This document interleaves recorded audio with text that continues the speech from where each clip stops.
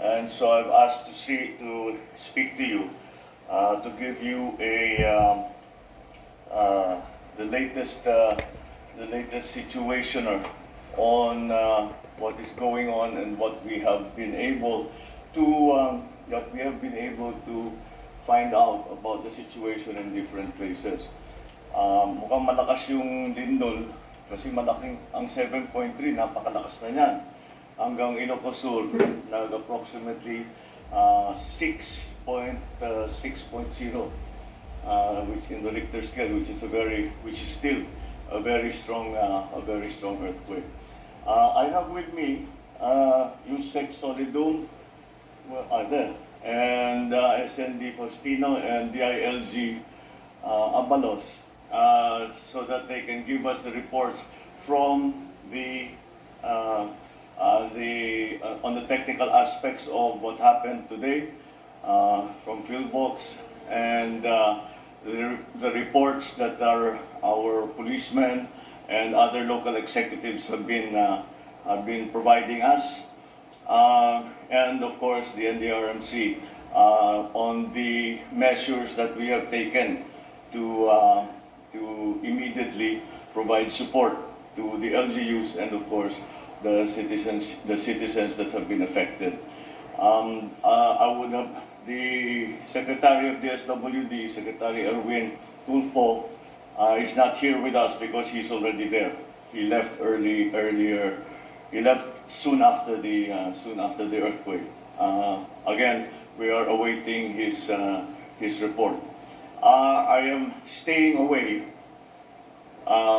from going to the affected areas for a very simple reason. It has been my experience as governor, it has been my experience in Yolanda, that when the national officers come to the affected areas, immediately ginugulo lang namin yung trabaho ng mga lokal. Yung halimbawa, pupunta ako doon, maghahanap pa ako ng pulis para pag-secure, kailangan ako i-meeting ng mga local officials, marami silang ginagawa.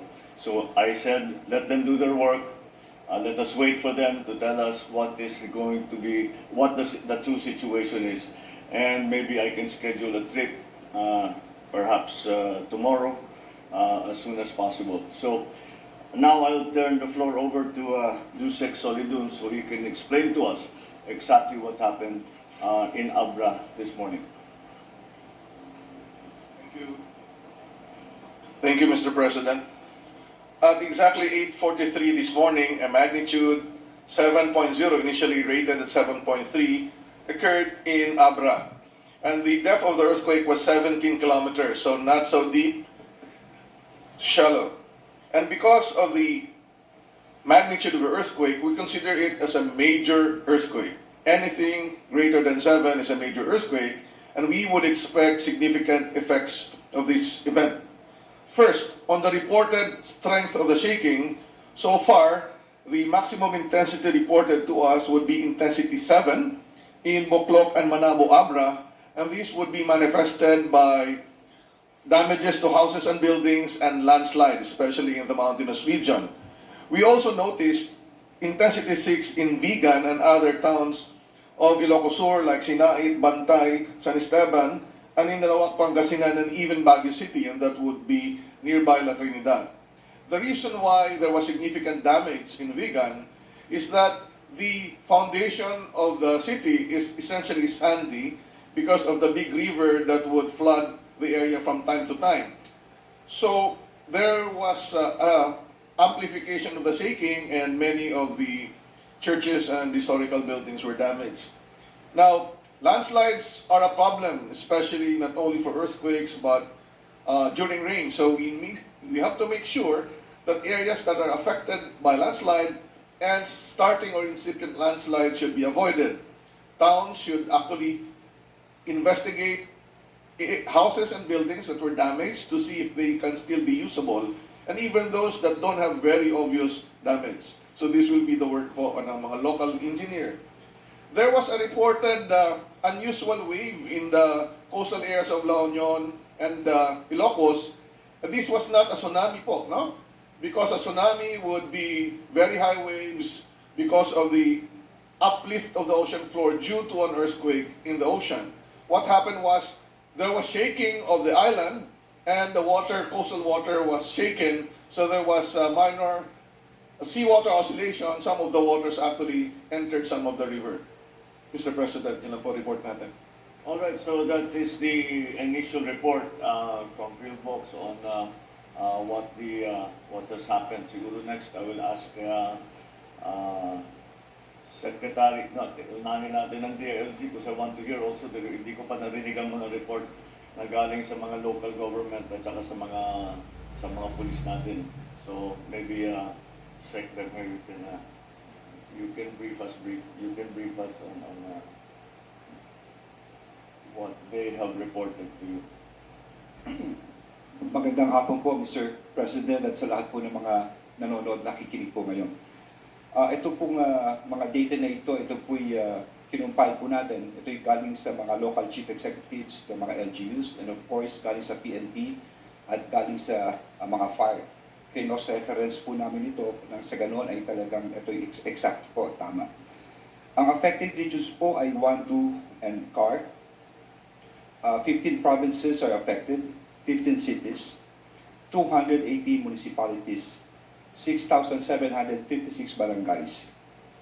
Ang initial reports po are there are road closures in some parts of Abra, power interruptions in Abra and Benguet, intermittent communication lines in Region 1, landslide in some parts of CAR, minor damages in other regions. Ito po ang initial report sa CAR. 29 municipal roads were damaged.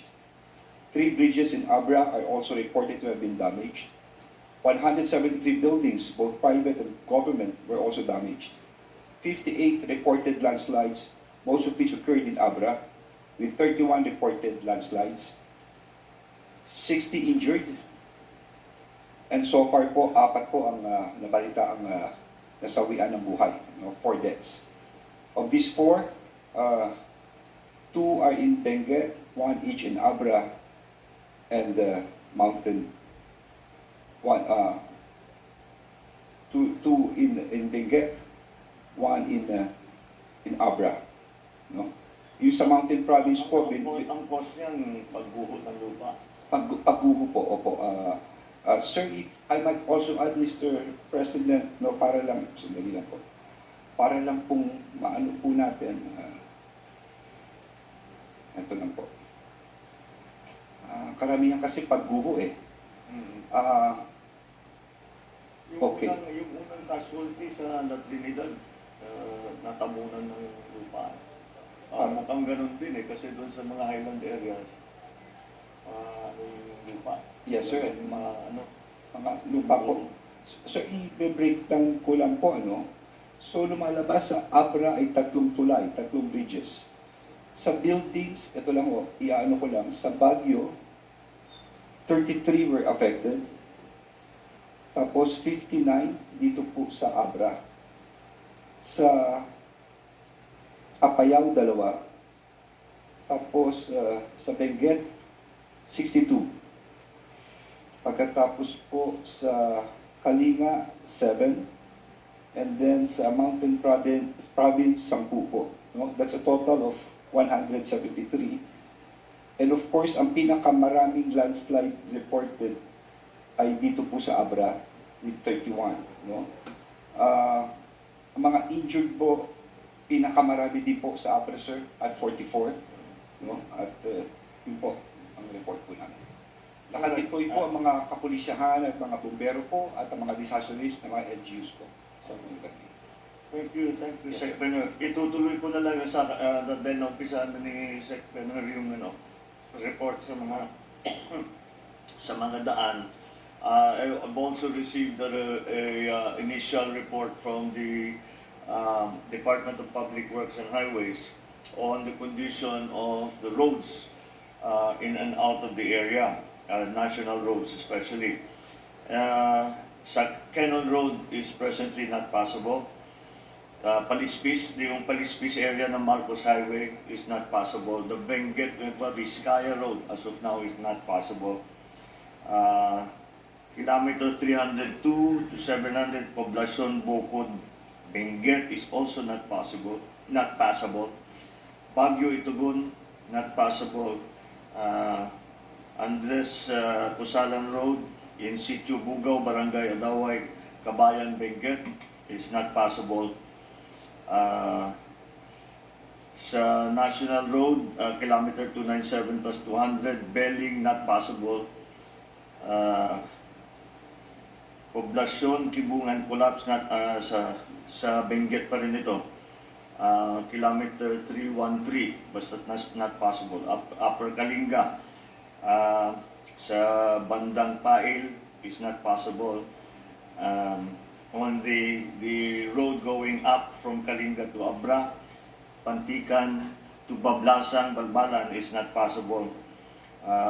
Lubuagan, Batong Buhay Road is not possible. Ifugao, the Banawe, Pungduan, Benguet Boundary Road is not also possible. However, there are other roads like the Palispis Marcos Highway, one lane is possible now. Baguio Bontoc Road, pwede na one lane. Benguet Nueva Vizcaya, one lane. So dahan-dahan nabubuksan naman what was not possible. We have already been able to clear some of them. Unless kasi basta hindi na mamabagsakan ng malaking bato at lupa lang ang bumaba, ay hindi naman mahirap na i-clear yan. Kaya I anticipate by the end of the day, the majority of these roads that I have mentioned as being not possible should already be available for use to us. Now I'll give the floor to SMD Faustino on the report from the NDRMC. Yes, sir. Thank you, Mr. President. Magandang hapon po sa lahat. Ang reports po na ito ay halos kaparehas din po nung kay Secretary Abalos. Ngayon man, dito ay I will give emphasis doon sa ano na ba ang mga preparasyon o ano na yung mga ginawa natin as a result of the earthquake. Ang actions po taken by the NDRRMC, agad po ay nag-convene ang ating NDRRMC, nagkaroon po tayo ng emergency meeting through VTC with concerned regional directors ng mga naapektuhan ng mga region at mga probinsya. And we already issued a directive issued to Luzon regions regarding the reiteration of response actions. The OCD also issued 2 emergency alert and warning message. We also, in coordination with PhilBox, the quick response teams to be deployed for field assessment. As mentioned by the President, DSWD Secretary is already in the affected, already in Abra for the relief assistance. Of course, yung Armed Forces of the Philippines prepared assets for mobilization already. We are talking about air assets, and we could add more kung kinakailangan pa. But we have a number of assets, air assets already positioned in the area in coordination with the Northern Luzon Command. And the Philippine Navy assets are on standby already, sir, in Subic kung kakailanganin pa, sir. Then, of course, the available relief items from the Office of Civil Defense is already ready and prepared. At sakaling mga ilangan ng ating mga LGUs dahil meron naman mga nakaposition na, preposition na mga relief goods doon sa lugar na to. Right now, the rapid assessment is ongoing on the following. Status of roads and bridges as reported kanina. Status of critical lifelines and infrastructures. Status of houses. Status or the total affected population. The immediate needs. And as we speak, ongoing ang road clearing operations. And ongoing data gathering and submission of situational reports. Thank you, Mr. President. Thank you, Secretary. So that is the general situation as we know it for now. Pagka ganito, ang lagi kong inaalala kaagad yung kuryente at saka yung tubig. Because that's always the immediate, dahil yung kuryente kailangan sa communication and the communications, but the communications is dependent on the availability of the power supply. Ang report na nakukuha natin, nagtanong ako kasi generally rural area naman ito, so hindi siguro dapat maging problema ang water supply ng tao. pati pagkain, dahil naman hindi naman na iba naman ito sa Baguio, palagay ko may available na pagkain. Wala pa tayong report kung kailan maibabalik ang kuryente. Ang dahil ang nangyayari diyan, kailangan nilang tignan lahat ng mga linya at para kasi basically walang short. Yung lagi natin pinagdadaanan pagka may disaster. Sa communication naman, ang Globe ay may pinadala na meron silang emergency na mga cell site. Yung Smart wala pa kaming narinig, ngunit ay nag-request na kami sa kanila na magtayo na kagad, ibalik na kagad ang serbisyo dahil lalong-lalo na pag-disaster, pagka ganito, napaka-importante na nakakapag-usap kami, nakakausap ko yung mga local leaders, nakakausap natin ang mga first responders na on the ground. So that is where we stand now, and we will continue to provide information as it comes in. As you can imagine, this situation continues to develop, and it will do so for the next few days. But I think that everything that can be done has been done. We have even anticipated the needs of those who have become victims of this very strong earthquake. So I'll end it there, but I'll open the floor to a few questions about the earthquake. First question from Mr. Neil Maribok from UNTV. Magandang hapon po, sir. Good afternoon. Base po doon sa natatanggap na po ninyong initial information sa mga damages, may posibilidad po ba o ikinokonsidera ninyo ang pagdedeklara po ng state of calamity sa mga lugar po? Generally, ang SOP dyan, ang state of national calamity, pag apektado ang tatlong region, automatic yun. Hindi naman naapekto ng tatlo. So far, we can say that it's Region 1 and CAR. So I don't think it's necessary right now to declare a national emergency. However, depending on the information that comes back, I'm sure marami pa tayong mababalitaan, marami pang impormasyon na hindi pa nakarating sa atin. Baka mangyari yun. I hope not. Kasi sana limited na nga dito sa Abra hanggang sa Ilocos Sur, Ilocos Norte, La Union. Yung mabigat yata yung sa amin, sa Ilocos Norte, I spoke to the governor. Sabi na mukha namang so far, may structural damage, wala namang kaming casualty. Yung La Union, yung sa Ilocos Sur, I'm sure nakita ninyo yung Bantay Church, na malaki ang damage. Meron din structural damage sa mga bahay. Sa La Union naman, mukhang hindi gaanong tinamaan. Perhaps because of the terrain structure as explained to us by Yusek Solido. Iba siguro ang pinapatungan ng mga bayan doon sa La Union. So anyway, and now of course we know what has been happening Kalinga, in Benguet, and in Baguio City, mukhang na naman, mukhang tamaan ng malakas. So we have to wait for those reports. But right now, hindi pa nangangailangan ng magdeklara ng national calamity. Thank you, sir. Thank you, Mr. Neil. Ms. Pia Gutierrez, ABS-CBN. Hi, sir. Good afternoon. Good Sir, base afternoon. po sa report ng Pag-asa, meron po sila mga binabantayan na weather disturbances that will affect mostly yung mga areas na lubhang tinamaan po nitong Lindol. So, sir, what are your directives, sir, to the government agencies to prevent further damages and loss of lives? Good question. Kinakatakutan namin baka umulan. And kasi siguro naluwag na nga, there'll be a great danger again of landslides. So binabantayan natin yan. Usually naman, na-identify natin kung saan yung areas of risk.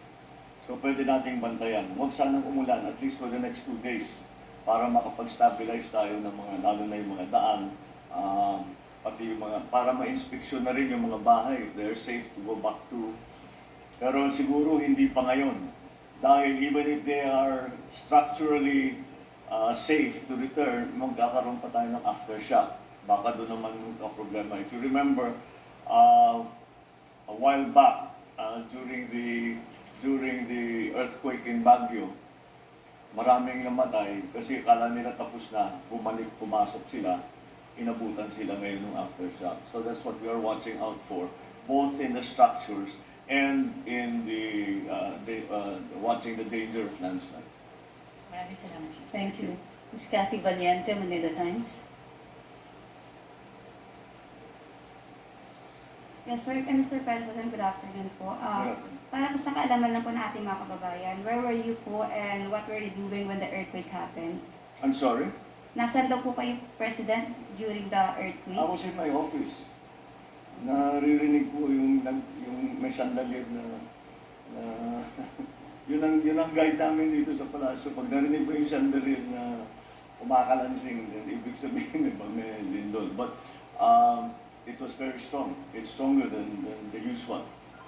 Yes, sir. Follow-up lang, sir. What can the government do to ensure daw po yung National Building Code is enforced? Will you push for a review of the code? And lastly, sir, will you ask the Congress to pass the bill on Department of Disaster Resilience? Yes, precisely. Because as I said in the SONA, we have to recognize that we are disaster prone. And that's why, which leads me to the answer to your previous question, which is we have to be certain that our planning, hindi na natin mapalitan yung mga nakatayo na, but our planning for the future should include all the mitigation, all the science and the knowledge and the learnings on the mitigation of these kinds of disasters.